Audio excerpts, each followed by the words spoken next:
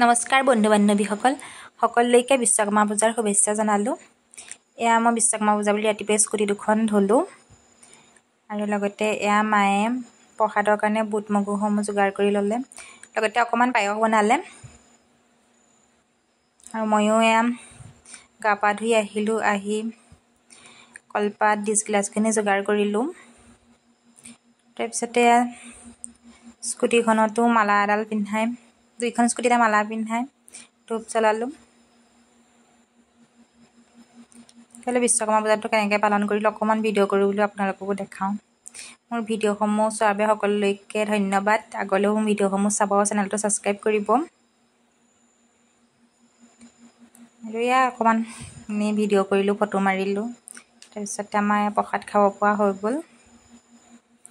এনেকৈ প্ৰসাদ পায়স খালোঁ। খাই আজি দিনটো এনেদৰে পাৰ কৰিলোঁ আৰু গধূলি সময়ত অলপ ফুৰিবলৈ ওলাই গ'লোঁ বা আৰু মই।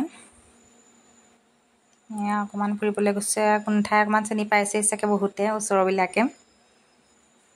অহালৈ সন্ধিয়াই হ'ল বাৰু।